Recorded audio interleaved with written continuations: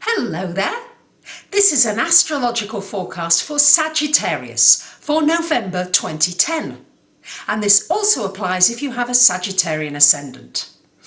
Saggies, for those of you with birthdays this month, happy birthday! I hope it's a wonderful year ahead for you.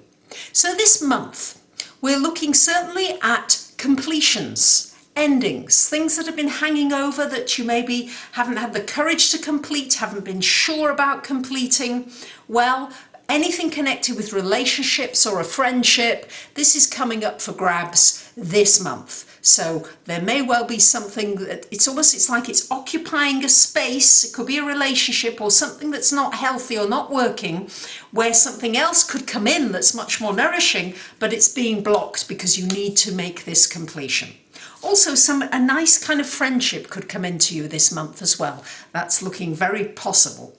Or somebody who you admire, who you could almost model yourself on, like a mentor, somebody whose books and things, and maybe you study with them, but some kind of a mentor, somebody who is here to help you is coming in this month. We've got a lot of completions going on. You may, in some ways, have been feeling a little isolated, Saggies, and I know for you that's horrendous because you are generally a party person, you like to connect, but I think there's been a feeling of isolation lately, a feeling as though you've been holding everything on your own yourself, and it is a time for reflection, particularly up until about the 21st of the month. It is a time for reflecting, thinking about what you've accomplished this year and what you want to accomplish for this year coming. Thinking ahead to the future, and you're brilliant at doing that, Saggies. You love seeing the big picture and moving ahead to the future. So, but yes, taking some quiet moments, maybe meditating, being quiet, so that you're able to make these important completions. People from your past may come back in order for you to have closure. And then we've got Mars in your sign as well for much of this month, so it's exciting. There should be some excitement coming in. You should feel as though your energy's coming back. For those of you that have felt quite drained, as though your emotions have been on a roller coaster, your energy should feel like it's coming back when your sun comes into that first house. So after about the 18th of the month, particularly when that Venus goes direct as well, this would be a great time to do something nice for yourself.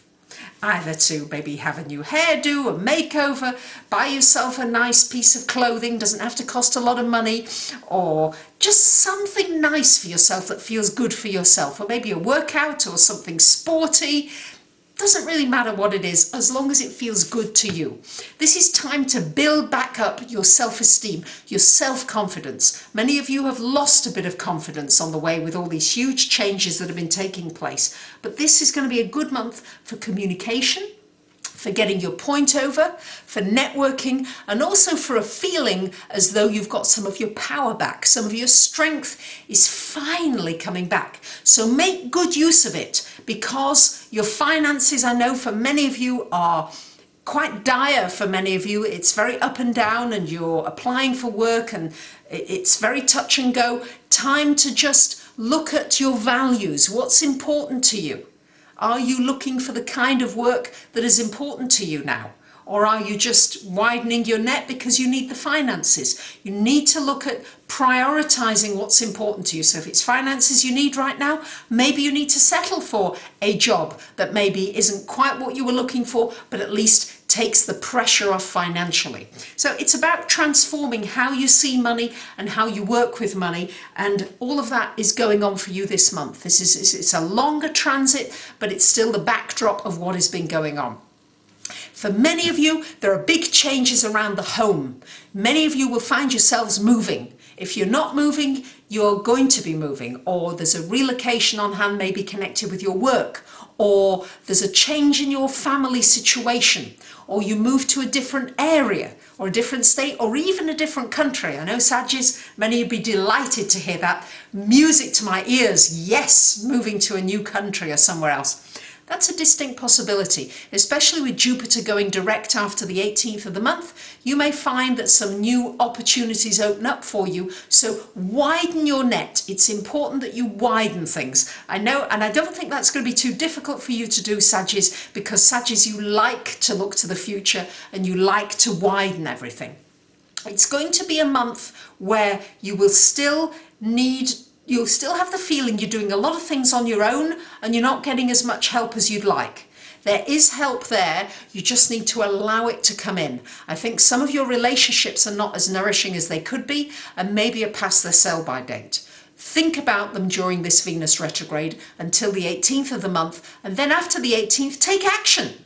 If necessary, take action and get rid of those relationships that are really not nourishing you to make the space and the way for something really good to come in. So there you have it, Saggies. I wish you a happy birthday and a wonderful month, and I thank you, so many of you, who to write in with your questions. One question for $25 that I answer in an email of up to 150 words. If you'd like a personal reading, 10 minutes, half an hour, please look on my website. I'd be delighted to hear from you. Thank you so much for listening and have a great month. Bye for now.